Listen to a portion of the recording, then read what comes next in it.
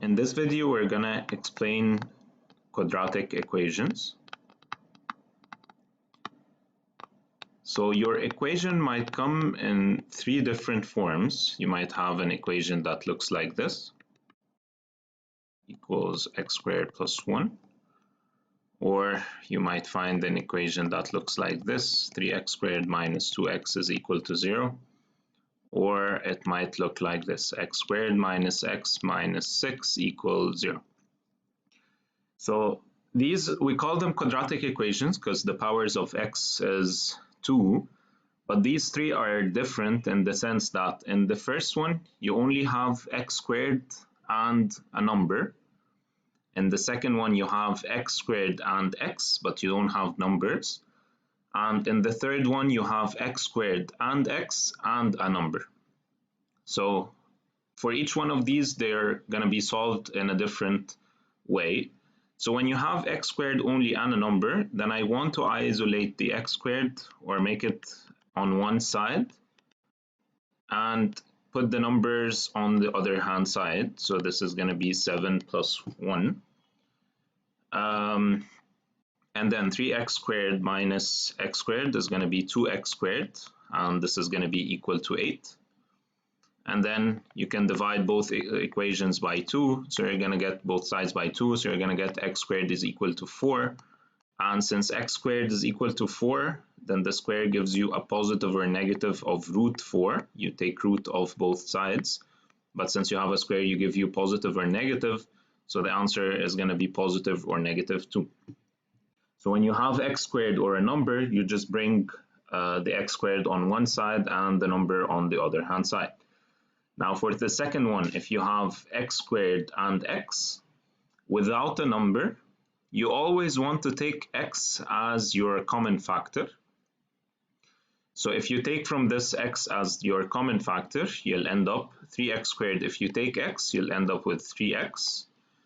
And minus 2x, if you take x, this means that you're dividing by x. So this will end up with minus 2, and this is equal to 0.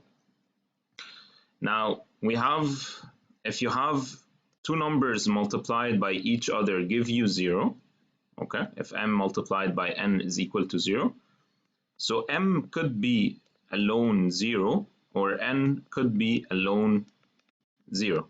So it's either this is 0 or this is 0. So when I have two brackets multiplied by each other to give you 0, if I can either say that the x alone is going to be equal to 0, or 3x minus 2 alone is going to be equal to 0. And from here I can solve for x by saying that 3x is going to be equal to 2, so x is going to be equal to 2 over 3. Right?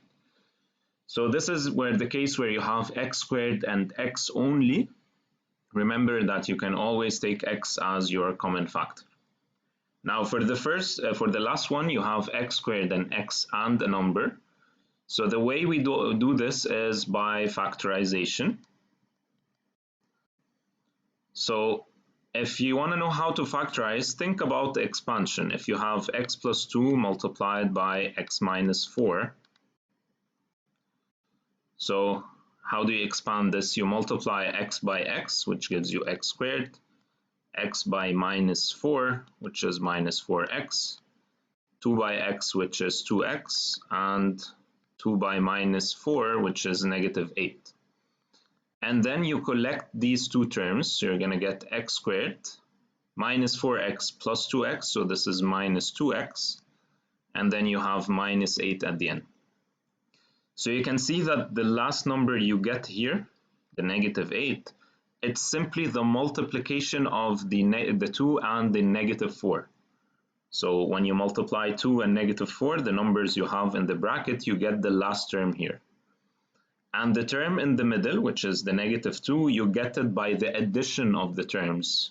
So negative 4 plus 2 is negative 2, because you look here, you have negative 4x plus 2x, which gives you negative 2.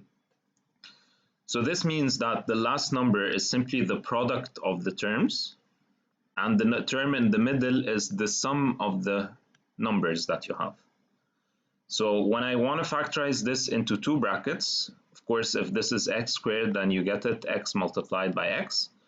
You want two numbers that multiply to give you negative 6, okay? And add to negative 1, because you have here 1.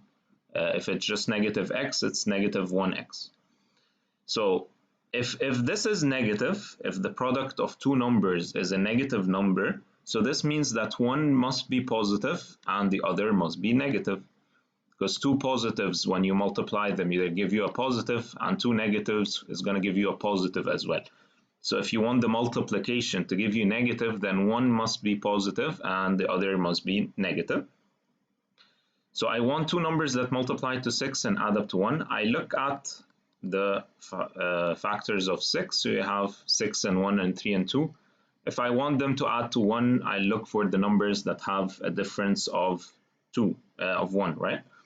So if you want to multiply 3 and 2 and add to negative 1, so this means if this is negative, then probably you want the bigger number to be the negative and the smaller one to be the positive, right? So since you want to multiply negative 3 to give you negative 6, but also when you add them, so negative 3 plus 2 is going to give you negative 1. So this is why I put the larger number as the negative. So now we can use this rule here. So if I have two terms that multiply to give you 0, so I can say either x plus 2 is 0, which gives you that x is negative 2, or x minus 3 is equal to 0, which is going to give you x equal 3. And in the coming video, we're going to give a lot of example on factorization.